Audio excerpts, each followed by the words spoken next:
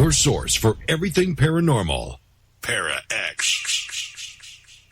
The views expressed and the opinions given by the individual host and their guests do not necessarily reflect those of Para-X, its affiliates, or its sponsors.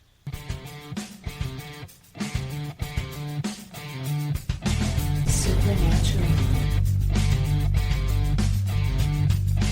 Magic.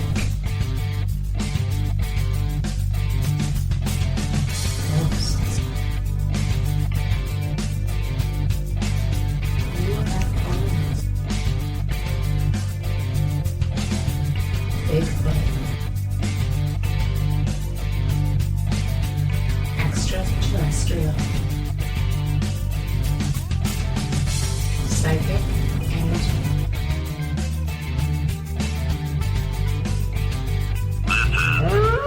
The Calling.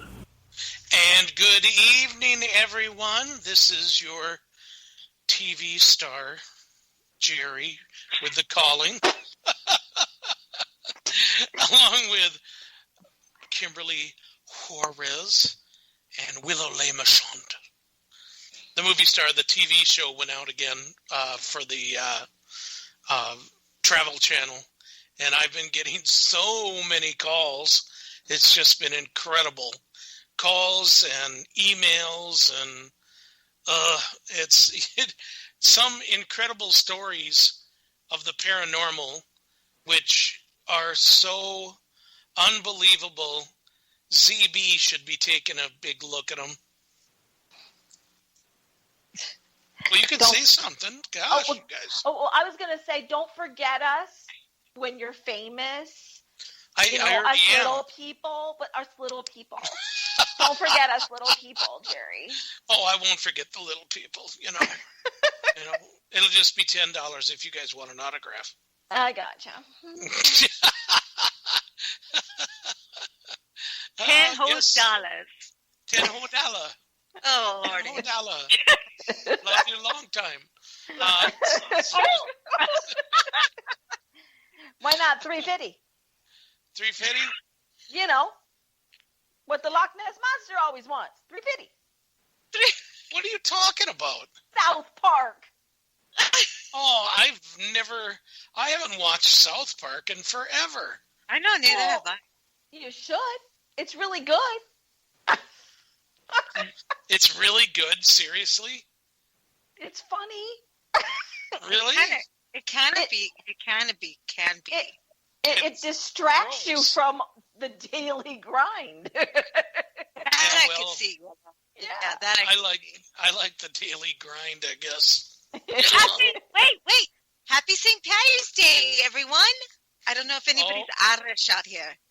Well, here's the deal. Is that St. Patty's Day? No, it's St. Patrick's. St. Patrick's Day, yes. Patrick's.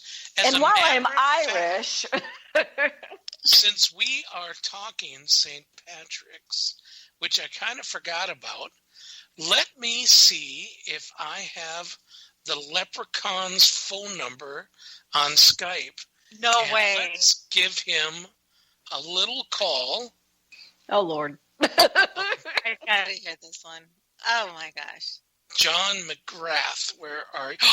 Oh, my God, there he is. Did you have it? Yes. Okay, let's give him a call here, guys. Do it. Here we go. Okay, hold on. Add. Shh, be quiet. Shh, everybody hide. Okay, here we go. Let's see if he'll answer. Come on. Hello? Hello? You are through to the Unpuff mobile voicemail of 08551311311. Leave your message after you hear the tone. At the end of your message, press the hash key or hang up. There we go. Well, darn. I told him his daughter I was going to call tonight. So, and I thought that would be, yes, I got kicked out of a phone call. Oh, well. True. You're sleeping. I just thought, what's that? I think it would have been 2:00, maybe something in the morning out there. Who knows? Hey, it's St. Patrick's Day. Dude's up, throwing down some brewskis. Green beer. A long time ago, he did a commercial for us, Mhm. and his daughter was saying stuff like what Steph says when, on the beginning. So his daughter's saying it, and then him at the last time goes to say something, and you can't understand a word he's saying. No, you can't. Because I he's remember. like, per X. You can't. It was just, too funny. Yeah, I know. Everybody knows his number now. Sherry, I'm sorry about that. I forgot about that part. But it's... I didn't write it down. You want to do that again? I should Tell write him down Jerry faster. sent it. That's Tell right. anyone who dials it, please tell him that Jerry sent you. Also, to remember that's Ireland you're calling. Yeah, exactly. Yeah. I'm not doing that. No, that was funny. Okay, so tonight's show, we're going to be discussing, because we're all three paranormal investigators, which I'm sure everybody knows that by now, and of places that we will not go back to, and also places that that we never want to go, and the reason why, be it fear or something like that. Call his number for a good time. Sorry, Sherry. You got to stop that, Sherry. You keep throwing me off all the time. Was that a scream? No. No, that was from you, Kimberly. no, was it? It was No. it sounded like an inward scream. You're having after effects from your investigation, probably. I think so. My God, just to kind of put a little bit in there. We went to the Humbird. My team did, Sim. Actually, just one of the team members, Nicole. But then Steph was kind enough to go to Stephanie. to come with us because we were short. And Steph is part of the alumni because, we all started the Sim team many years ago and stuff, 2010. But anyway, so we went to the Humbird, and they started buying antique mirrors and antique photos, pictures, chandeliers, and they redid the place, remodeled it, and the activity is totally off the wall. It is the most incredible that I've ever been to before in my entire life. And yes, I'm going to mention it. There was one person that even said that I'm not going to spend the night in my room because of the activity in the place. It was bad. I mean, it was incredible. We've got EVPs, which we're going to be going through these EVPs with Chris in a couple weeks after we do the reveal. And then we're going to do a show on it and have Steph, Nicole, myself on it, and of course the ladies, and Chris Riggins, who is the bar manager there. She even said she'll never come upstairs by herself again after, using an SLS cam. X-cam was pretty amazing. It was the first time I ever used it, and man, it was crazy. But that's not one of the places I'd never go to again, because there was only a couple things where that in a way was kind of scary enough where a person wouldn't want to be coming back to it again. But anyway, so for me, do you guys want me to start out, or does somebody want to start out? Go ahead. Go for it. Okay. Well, for me, we did two cases we had. One was over in Anoka. And Anoka was an incredible thing. It's the home, and I'm going to say it, it was dirty. It was filthy. These people lived like pigs. And they everything they had skulls on it. And they're raising 3 kids, and one was a baby. And they were having all sorts of issues in there. We had, when we first got there, Bobby Sullivan called us up on our way to it and said, you're going on a case right now? And I said, yeah. He said, don't let May and George come with you. I said, why is that? Because they don't want them there. I said, what are you talking about? Who doesn't? He says, the spirits. They don't want them there. And the guy is totally soaked in by them. So tell them, don't go. And I just thought, well, he goes, but leave it up to them. And we got to the place and stuff. And I had the team stand in line. And I called out the husband and the wife. And husband came out. And I said, I want you to do me a favor. I want you to look in each person's eyes. You tell me if you want them in your place or not. May and George were the last ones. And he looked into everybody's eyes and said, yeah, no, that's fine, So what about the next one, And I think he's getting a little irritated with me. The next one. And then we got to May, and I said, look in her eyes. And he looked at her for a second, looked away, and he goes, I don't care if they go in or not.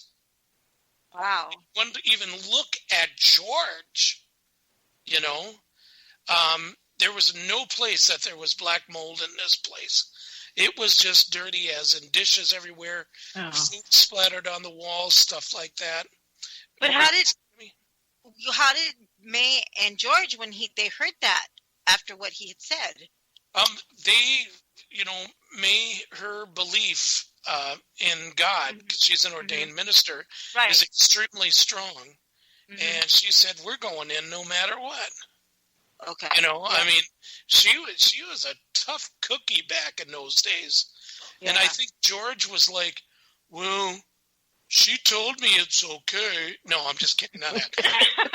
Really bad if you heard that. But no, George was, he was up for it and everything else. So we all went in. We were doing the investigation. And one of our newest members, Allie, all of a sudden something grabbed her by the butt, grabbed her by the boobs, and which was down in the basement, and that made her extremely nervous of the place. And I think Steph even got goose too, or something like that.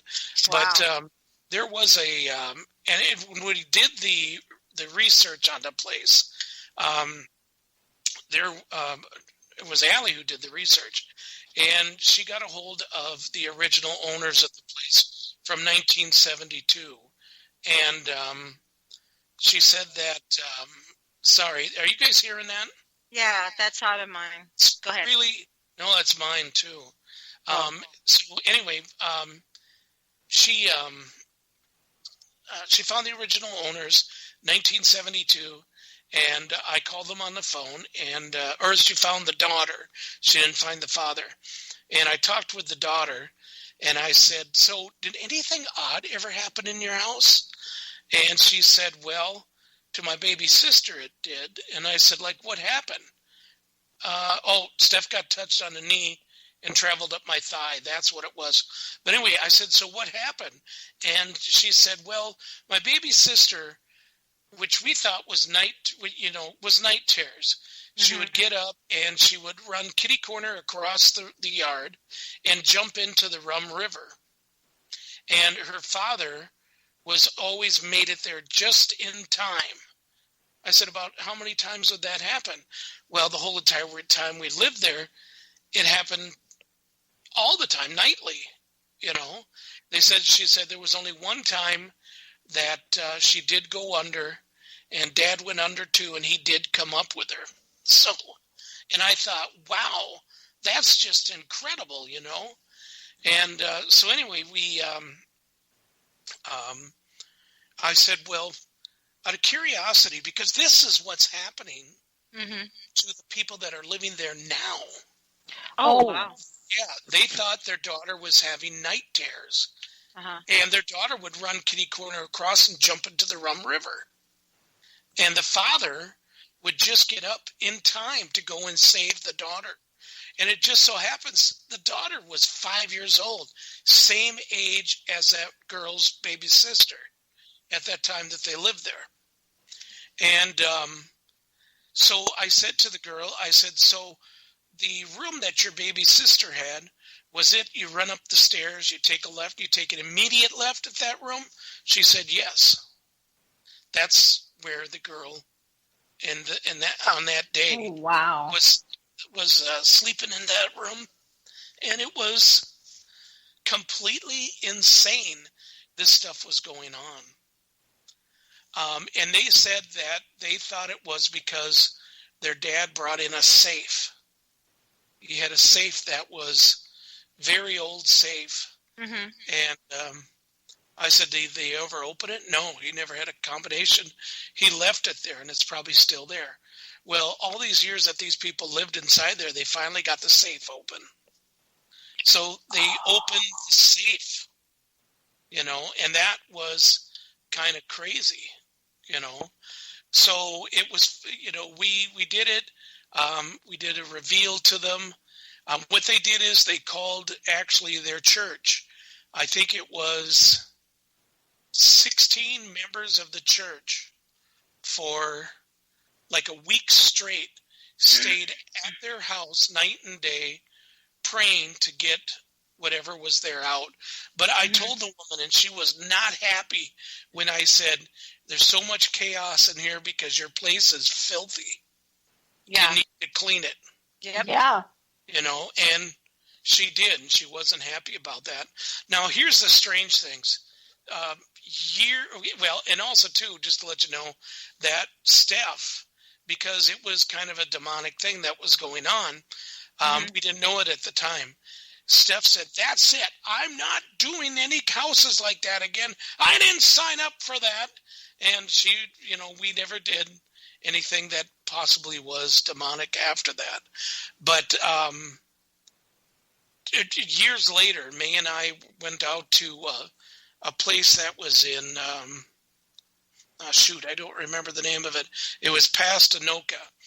And on the way back, May said, she goes, I don't know why I'm thinking of this, but did you ever think of or get anything back from that place we did in Anoka? And I said, no. I said, I don't think we ever heard anything back from him. She said, we got lost and we ended up at his front door. Really? Yes. Do you believe it? That's crazy. So what did I have to do? I said, pull over. And I went and knocked on his door, and he came to the door, and he's like, oh, hi. I said, hi. I said, how's everything going? He said, really good, but there was a few things I was going to call you. I said, few things like what? I said, do you have time to talk about it? He said, why did you show up? I said, to be honest, we went through another walkthrough, and on our way back, we actually kind of got lost, and I can't believe it. And we were talking about your house. Just popped into May's mind out of the blue. And the next thing you know, boom, we showed up at your door. That's crazy. He's like, that's nuts. I said, yeah, so if there is anything that you need us for, we're here. And he said, okay, I'll let you know. And he did call me back, and he said, no, my wife says that we're handling everything really good. Only things happen when we get angry with each other and we argue. And then we know that we stop arguing and we pray and we're fine. So, but Steve's asking a question. Was that Steve, one where the kids were pulled under the bed? Pulled under the bed. Yes, as a matter of fact, it was. In one room, the kids were being pulled underneath the bed. Very good. I forgot all about that. Yeah, that was a crazy, crazy place. Ugh. Yeah, so top that one, ladies. I got strangled. What? What? Yeah. On an investigation. I used to partner up with a person that had a very large Airbnb here in New Orleans. They called it the Dead and Breakfast. Oh my Oh, God. wow. Okay. So it was actually advertised as a haunted location. Okay. And we did regular investigations in there. Larger groups. We would like have 5 people each because it was 2 stories.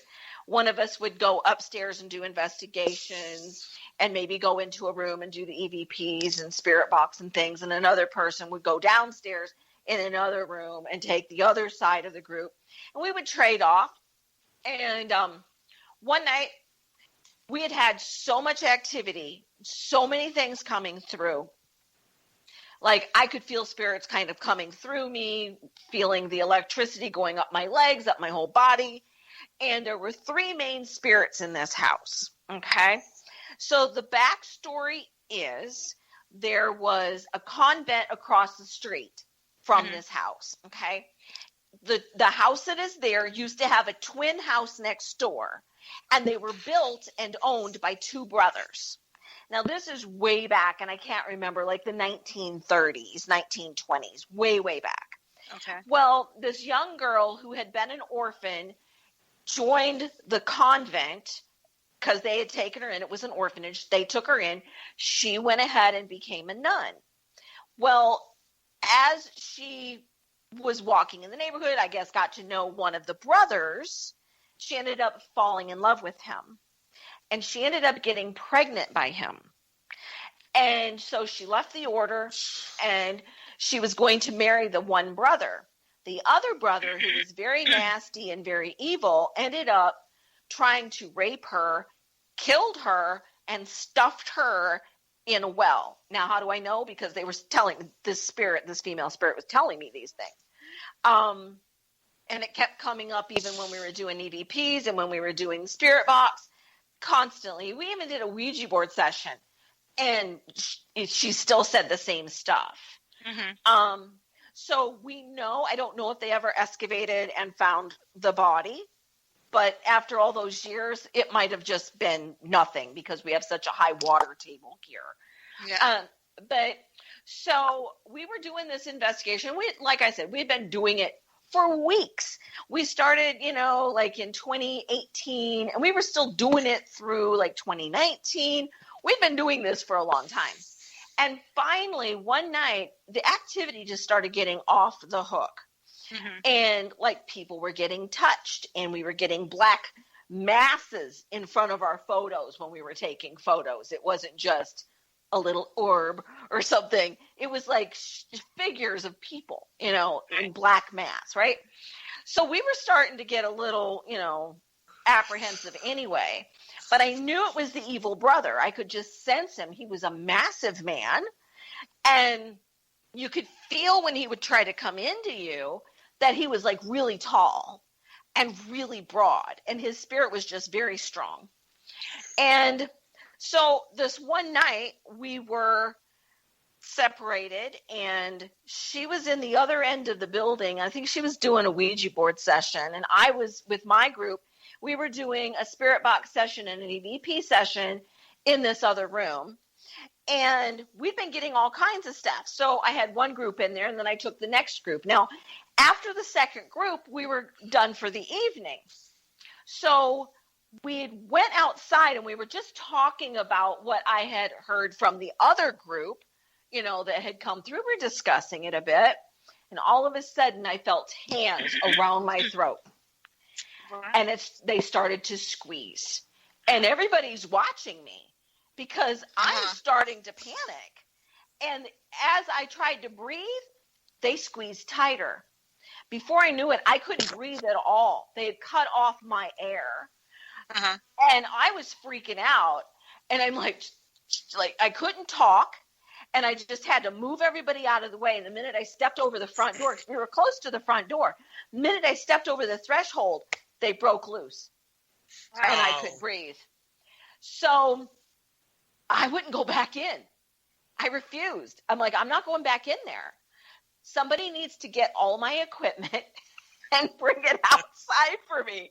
I'm not going to go back in there.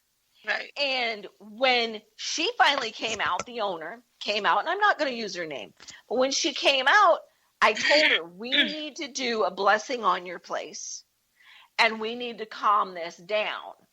Mm-hmm. And I wanted to use my way of getting rid of just that nasty one and let the female and the other brother stay. I mean, they would interact with us just as well.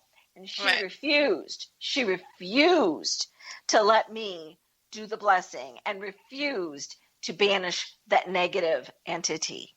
Don't you just, that is crazy. Because, you know, why are people like that? They use that Right. and that negative energy because you don't know who the next person's going to come in, Willow. You know what I mean? I know. I know you're not afraid or anything like that, but I mean, being choked is not. And how do you know if the next person will survive it? That's what I'm saying. Exactly, because I knew what I needed to do. My guides are going, go outside now. Right. Step outside. Because once you break the barrier, he doesn't go outside. Exactly. He stays inside, right? That's his space. He's trapped in there. Right. And so, but she had been having guests stay. It was an Airbnb. And she was having guests being attacked in their sleep. Things were being thrown across the rooms at them. Yeah. And she's blaming it on, well, they must have been doing drugs. Well, no. This is really? my thing. This is my thing.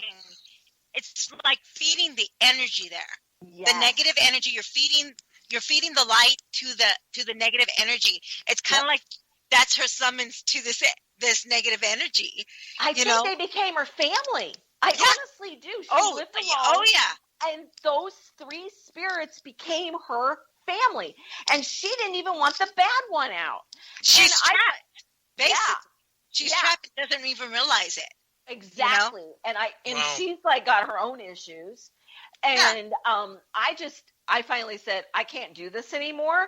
I lost a lot of money walking away from that. A lot of money. Wow. We were having like 3-4 investigations a week in there with groups of people, and they paid good money to go and do my investigations with me. Did she ever find out who, was it somebody that stayed in there that was a spirit that died that was... It was the owner. It was the original builder owner of that house. And was he two like... brothers. He was just nasty, and he was jealous. He was jealous of his brother because he didn't have anybody. And this young woman, the nun, fell in love with the brother.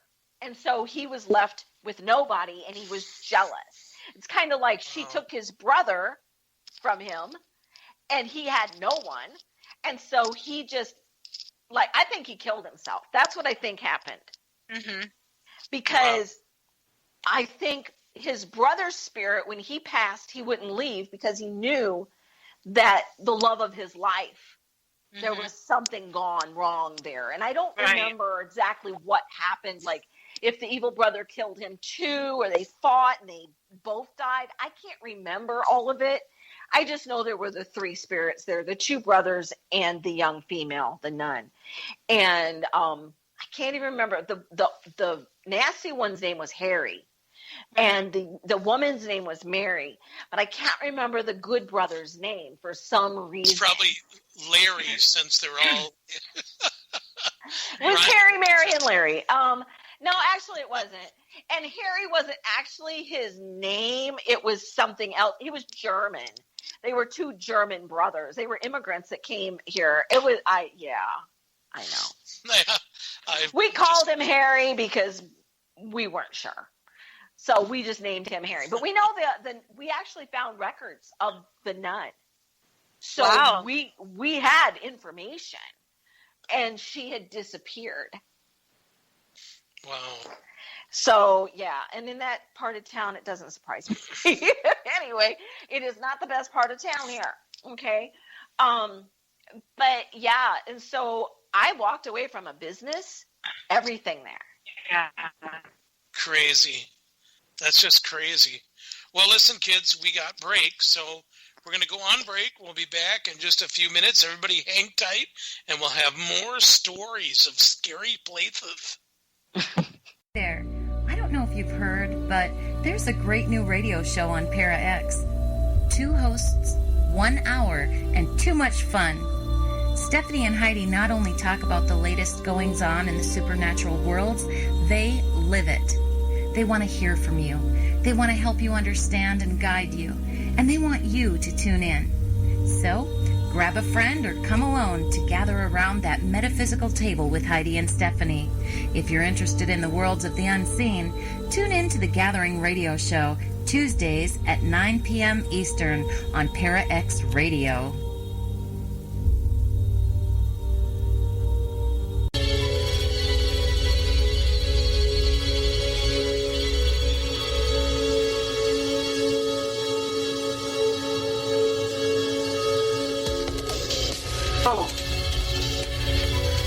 UFOs,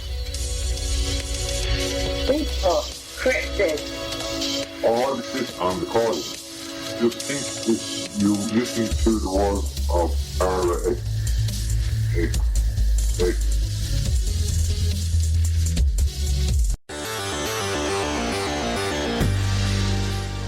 Those geek ladies, Sean and Victoria from Exploring the Paranormal with Geeks Paranormal, are at it again with another amazing season full of paranormal celebrity interviews with amazing guests and stories of haunted locations and so much more. You will hear it first on Para X. Tune in Wednesday nights, 8 p.m. Central. You will not be disappointed.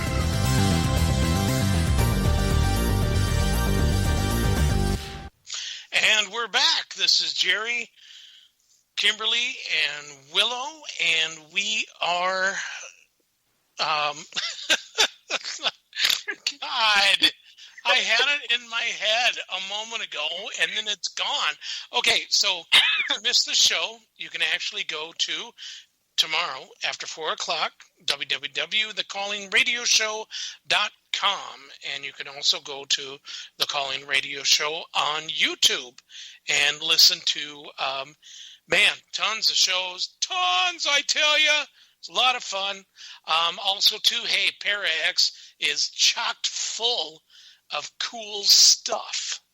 Really cool. Great shows. Geeks Paranormal right after us. You got Stephanie and Heidi at The Gathering, which is on Tuesday nights, 8 p.m. Central Standard Time start. My gosh, you got CJ is on Monday nights at the, what is that called, Willow? Spirit Bayou. Spirit Bayou, that's right. So, I mean, there's like tons of show. Every night there's always something really good and, really fun to listen to. And you might even learn something if you really listen. Absolutely. That's right. Okay, so we're just going to answer a couple questions here and stuff. Sherry asked, why were kids getting suicided? We don't know. We have no clue. It must have started way back in the 70s because that's when it all started happening. They were the ones that built the house. Don't know. Don't have an answer on that one whatsoever. And the people after they got back, they, as a matter of fact, threw us the keys to their house and said, we'll be back in a week. Whatever is here, get it out of here.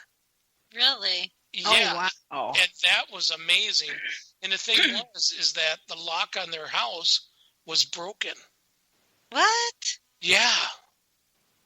The guy was terrible. This is their house. And they planted silver coins around in the house to see how honest that we were. So really? I told everybody, I said, there's silver coins around. Make sure you take pictures of them and leave them be. Don't touch them. Mm-hmm. I mean, this house was pretty bad. All the curtains had skulls on them. In the bathroom, the shower curtain had skulls. Everything. Did they fiddle with the Ouija board or anything? I mean, was that in their past or anything? Well, dark history type? Yeah, he said that back in the day he was big into the occult. Okay. And he had some pretty powerful tattoos on him that he claimed had some devil worshipping type, things to them. I don't know exactly, but he was a very, very strange duck, and his wife was pretty strange too. But they're way different now than what they used to be. Oh, really? But that is one place, even though we stopped there, May and I don't think I would ever go back into that house again. Even though they say it's clear, to me it's a sleeping giant. Yeah. Just ready to be woken up. I honestly believe that you can't really clear everything, and you know what I mean? Like, you can't clear a whole lot, and things become, like a dormant type, and sometimes I feel like, it depends on whose energy goes in, or I feel this way. This is the way I feel. I don't know about you guys, but I think sometimes it can lure it right back out. Like, it just settles down for a little bit, and then, I don't know. I think you can get rid of certain things, but sometimes it just wants to linger. I don't know. How do you feel about that? Well, I think that, excuse me, that you can get rid of, but it's the client that doesn't let it stay away. They always want to do can you move this, or are you still here?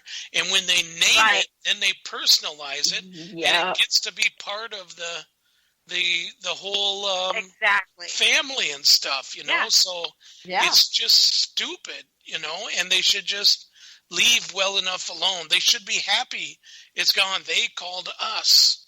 We made it go away, and then all of a sudden they get back to it, Yeah. Yeah. Absolutely. Yep. I agree. I totally agree.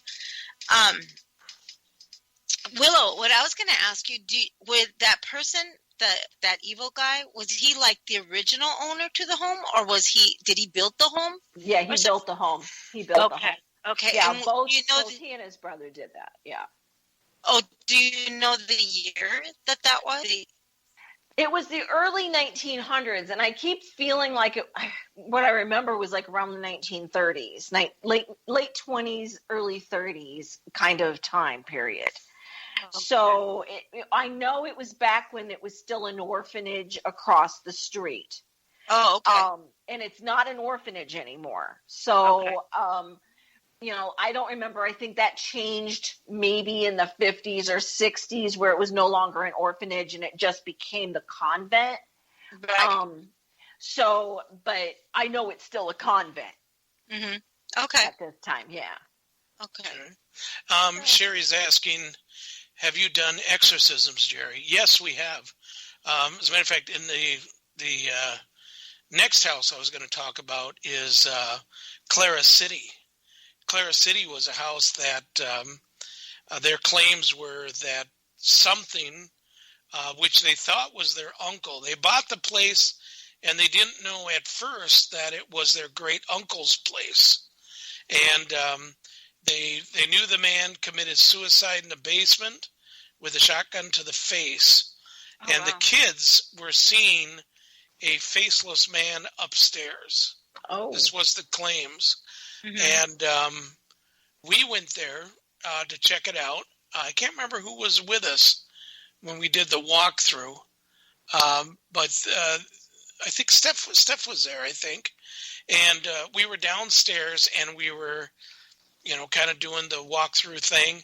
And out of the corners of our eyes, we could see these black, oily things come down from the ceiling of the basement. Oh, wow. And they were nasty. I've never, ever seen anything like that before. Neither has Steph. And when you'd look at them, they would suck back up into the ceiling again and run around to the, what do you call it? The well room. Mm-hmm. They had a huge well room. And it was, when we did the investigation, it was the best EVP session we did with K2 meters. Oh, wow. Because a K2, when you're doing an EVP session and you ask the spirit, to make some lights go on, and everything else, that stuff. Yeah. Nobody had their cell phones on. All of them were turned off and stuff. And we were standing around, and the owner of the place she would ask a question, and it would be answered on there. 3 lights for yes, 1 for no. And that's the way it kept going. She would ask questions that everybody would know, and this thing would answer it. And it was funny because her stepmother was living there with this woman had married her father, so her stepmom was living there too in the house, and she would ask a question, it would just flatline. Nothing ever came through. And even though she knew this person that we were talking about, she tried to say something and ask a question. Nothing. She wouldn't get nothing. And sure, she would be right there where this woman's K2 was going off. She would rush over and put her K2 next to it. It wouldn't even chime. Wow. It was just the craziest EVP session with no talking from the spirit side. And it was just crazy. But it was funny is that this woman used to tell us that when she would walk into her kitchen and over by the door that would go down in the basement, she couldn't see out the window. Some big black entity would block the way. And it was nuts. So she never went in the kitchen to make breakfast for the kids. Really? She would always get them something on the way to school. So we had that happening. So 3 people died in that place. Of course, her great uncle died in 1948 when he blew his face off with a shotgun because he was a used car salesman back in those days. And the business wasn't there. Right. And he owned the house. Then this guy and woman bought the house in 2004. They were going to get a divorce. She lived upstairs, and she lived upstairs, the main level of the house, and then her husband lived downstairs, and he was a party animal. He smoked a lot of dope, drank a lot of beer, stuff like that. So anyway, one day, all of a sudden, they claim he was over intoxicated, and he fell down the stairs, cracked his head open, and he bled out. Oh, dang. And that, ladies, is impossible on those stairs. The stairs were way too, listen to me. The stairs were way too small to really hurt yourself. You would roll down them. And you wouldn't get that amount of speed. But now here's the weird thing, is that the woman's parents owned a cremation place. So his body was cremated the next day. So the sheriff never got a good investigation on it. Oh, okay. So this was just so insane of what was happening in this place. It was crazy. So anyway, so we went in, we did the investigation, stuff like that. And we did, first off, we did we did a exorcism, and Steph was putting a cross. As a matter of fact, if you go to siminnesota.com, all the 3 videos from that exorcism we did in Clara City is there. So Steph's putting an X on the first window, and all of a sudden she falls back, and you hear her say, "Oh," and then you hear this voice say, "Get it away." It didn't want it down there. Then she goes into this other room, puts an X on the window, and Tony, he's reading from the Bible. Yep, I remember. And, the crucifix breaks, and Jesus flies off, and they never ever found Jesus. Even when they cleaned the entire place out, we looked for it, we couldn't find it. Wow. So now we're upstairs. Steph is putting X's on the window. Tony's, like all of us back in the day, we used to wear our medicine bags and stuff. And Tony is reading from the Bible. Steph comes out of one of the rooms, and this white orb comes down from the ceiling, hits his medicine bag, and shoots out in a black mass. And that was the last time they had any kind of paranormal activity in their home. And when I talked to Reverend Michael Schrader, the exorcist, about that and showed him the tapes, he was like, you were messing with a high-level demon because only they can break a religious artifact. Wow. He said, you cleared the place. And we did. They didn't have any problem until I tell you that the mother-in-law, well, they were crosses. They weren't X's, they were crosses. Right. I spoke wrong. I'm sorry. Anyway, so that the not the mother-in-law, what did I say she was? She was the stepmother. The stepmother decided to try to get her ex-husband, who died, her first husband, to come back from the dead. Oh no! Oh yes. no! So she's summoning this guy, and then activity starts up again. And so this woman says, "That's it. I'm selling the house to you guys." They bought the house. And she took off. She hasn't had no problem at her house. And now they've been having problems at their house. And the husband, her father, never believed in the paranormal, didn't believe in us whatsoever. But now he does. And they wanted us to come back. But we're like, you're like so many hundreds of miles away. If you want us back, you're going to have to pay for a hotel because, we're not going to come back. And besides that, I don't want to go back to that house. Right. I've had enough of that house. So, that was my excuse out of it. So, hey, Kat, how you doing? Good to see you back, honey. We were worried. Sherry was There's Kat. Hey, Kat. Yep, she's finally back. Yeah, that's interesting. That's interesting. I didn't see. That's the part I don't understand why they do stuff like that. And people don't get that. They don't really get that. And I've done exorcisms too. I've had help with Reverend Michael Schrader as well.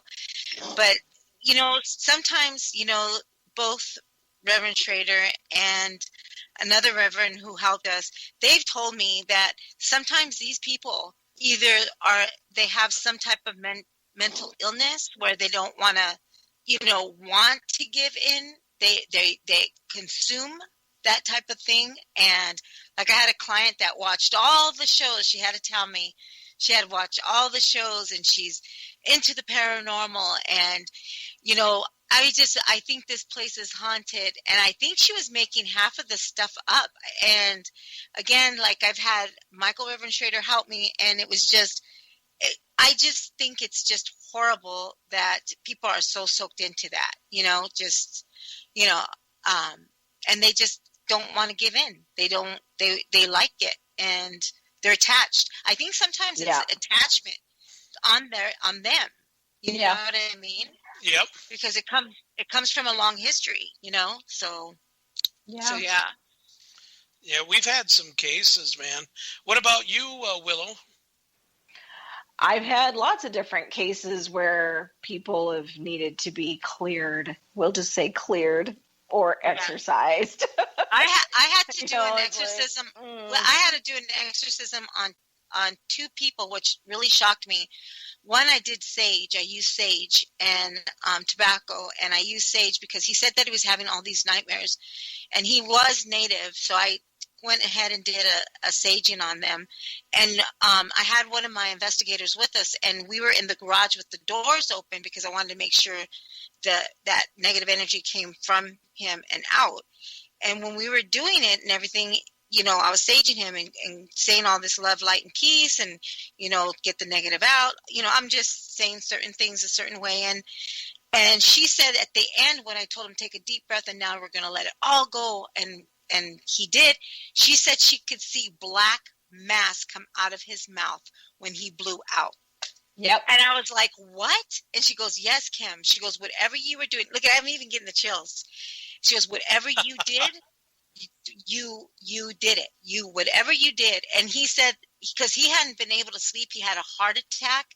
He's been having issues, horrible nightmares, stuff like that. And he knows that something came over him. And sure enough, once I did that, he was able to sleep. And he was able to rest. Wow. Yeah, so it's just crazy. So, yeah. Yep. Sorry about that, Kim. I kind of went over you. I thought you were done. That's okay. No, that's okay. I just wanted to share that because I haven't had anything really major except for certain things, that make you think, like, you know what I mean? That make you really, really, especially people who have medicines, I mean, like, not medicine, but medicated people. It's kind of hard to weigh that out, and sometimes a lot of this negative, I think sometimes it can be, it can really hinder somebody when it comes to stuff like that. So yeah.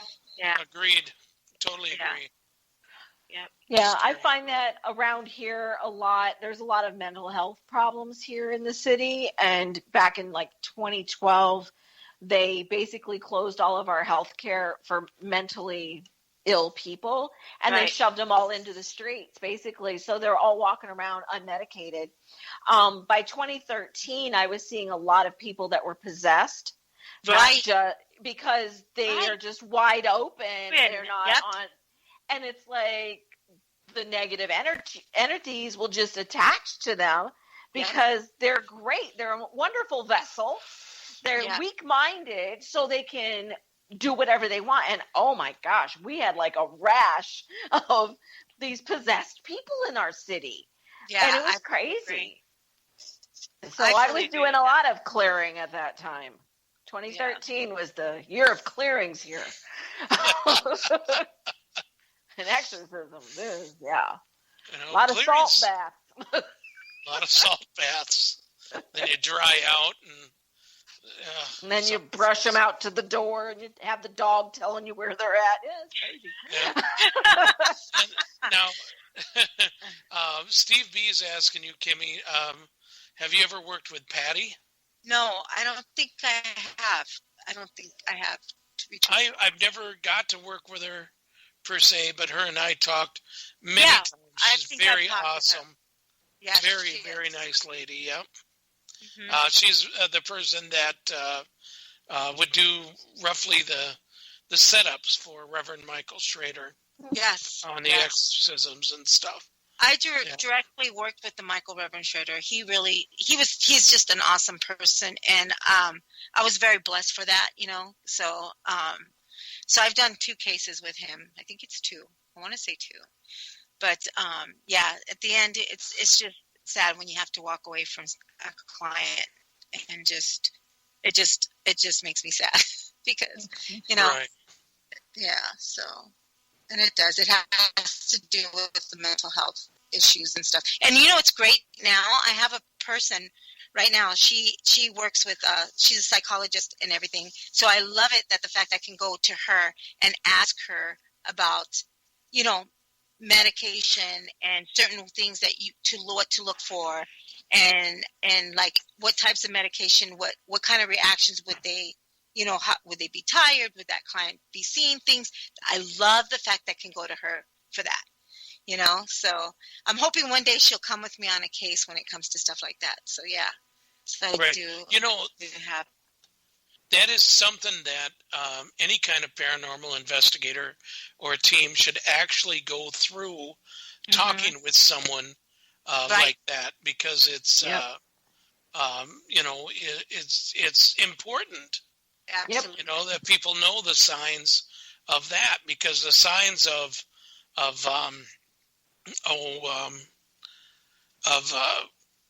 mental health and the signs of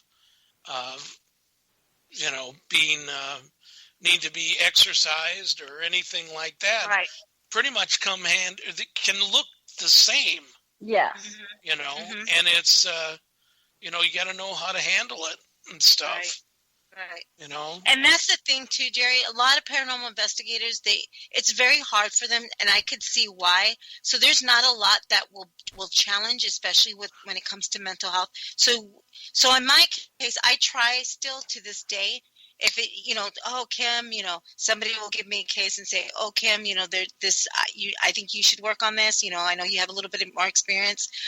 So I'm more than happy to help. You know what I mean? So, but sometimes, again, it's just really hard when you have a client that just doesn't want to. Right. Well, Right. That's one of the things first things we ask when a client calls. We're like, okay, we got to ask you some questions you may not agree with, right? But Absolutely. we need to know. Yep. Are you taking any kind of medication or any kind of mind altering drugs at this time? Do you have are you bipolar, anything like that? Because that helps direct us. Now, they could be that they still are having paranormal activity, but we need to know what's going on, and then we need to know what kind of and then kind of look at the case by case on it. Right. Not all of them are the same. So that's why, I think the big thing is of the debunking. There's so many ghost hunters out there that just want to jump out just for the name of it, ZB, and not really do a thing to try to debunk it. Right. I think we always should interview our client before we do the investigation. If we don't, we're not doing all of our job. Right. You need to have some research there, because you need to know what you're going into. Because, yes, if they have mental illness, if they are taking medication, that doesn't mean that they're not being haunted. Correct. Right. Exactly. They're just more open and susceptible to it a lot of times. Mm-hmm. Yep. Now, Sherry says they could turn on you, too. Prevention is vital.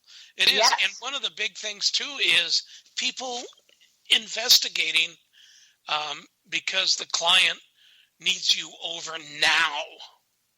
Yeah. You'd never go by yourself.